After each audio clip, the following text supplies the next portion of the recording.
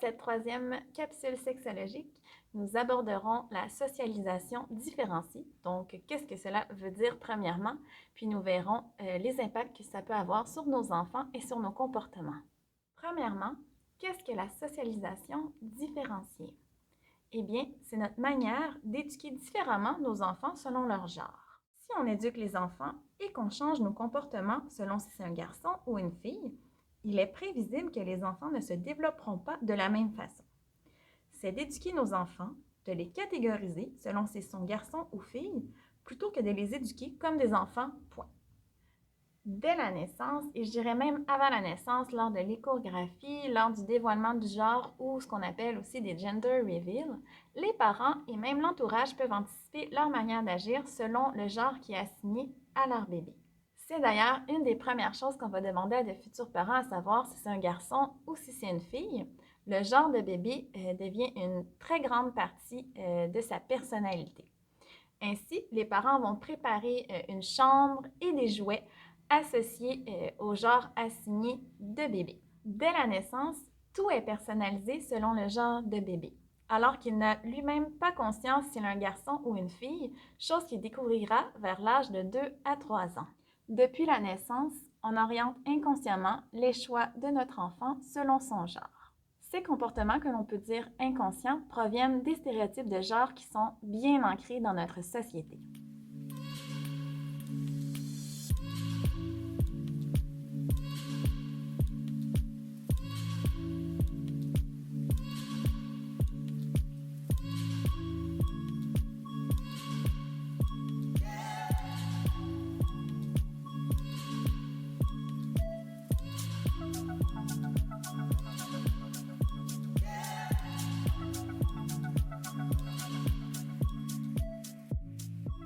De ces stéréotypes découlent certains comportements de notre part en tant que parents envers nos enfants.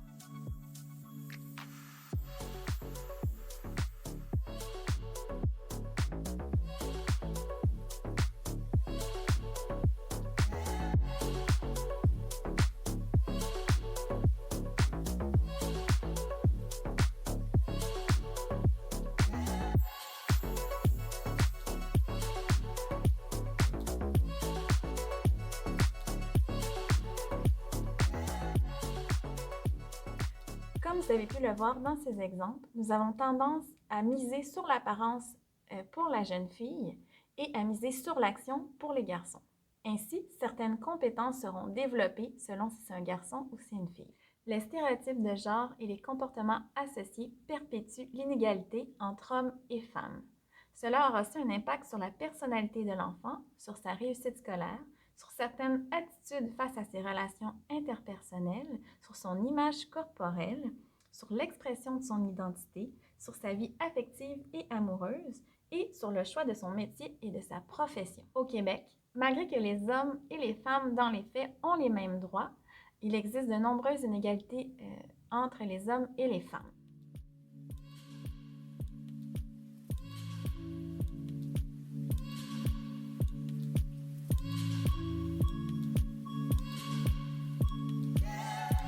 Voici maintenant des stratégies parentales à mettre en place pour contrer ces stéréotypes de genre. Premièrement, réfléchir à nos réactions. Lorsque notre enfant fait un nouveau comportement, quelle est notre réponse? Est-ce qu'elle est positive ou négative?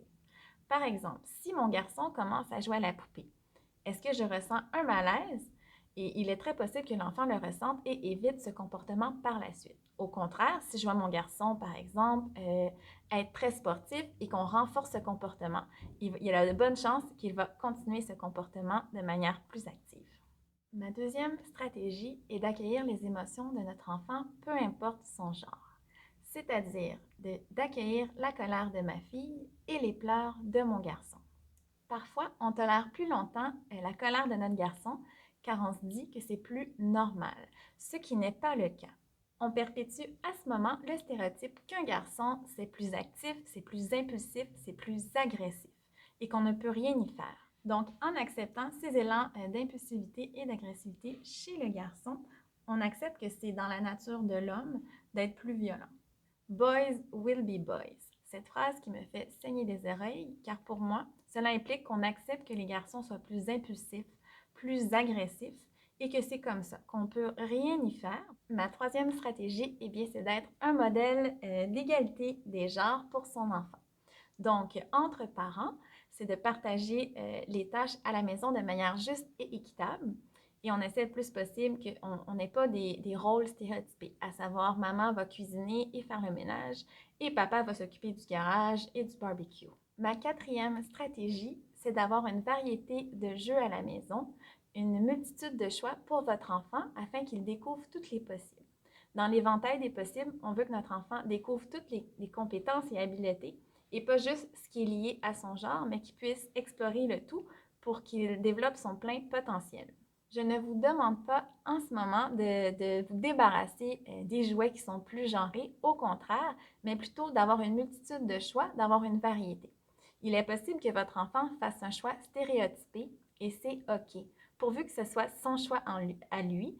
Donc, de ce fait, ne pas anticiper les choix de nos enfants et leur offrir la possibilité de choisir parmi tous ces choix. Chaque enfant est unique et le choix de ses jeux devrait l'être tout autant. Ma prochaine stratégie, eh bien, c'est de s'assurer que garçon ou fille soit habillé adéquatement pour jouer, découvrir, explorer, se salir comme bon lui semble. Comme nous l'avons vu précédemment, nous avons tendance à miser sur l'apparence de la fille et de l'action chez le garçon. Donc, on essaie dans le choix des vêtements pour notre enfant lorsqu'il va jouer de s'assurer que justement, on ne mise pas sur l'apparence de la fille, mais plutôt de son activité. Ma dernière stratégie, ce serait d'intervenir en tant que parent lorsque vous voyez certains stéréotypes de genre qui sont transmis dans votre entourage. Donc, par exemple, si votre enfant dit « Ah, c'est un jeu pour les filles » ou « Ah, c'est un jeu pour les garçons », eh bien, de le questionner sur le sujet. Donc, de savoir pourquoi dis-tu cela, pourquoi tu dis que c'est un jeu pour les garçons et pas pour toi. Donc, de voir c'est quoi sa compréhension et ainsi lui faire développer son esprit critique face aux stéréotypes de genre. C'est ce qui conclut notre capsule sexologique d'aujourd'hui portant sur la socialisation différenciée et les stéréotypes de genre. Si vous avez des questions ou des commentaires, vous pouvez m'écrire à l'adresse juste ici. Sinon, on se retrouve bientôt pour une prochaine capsule.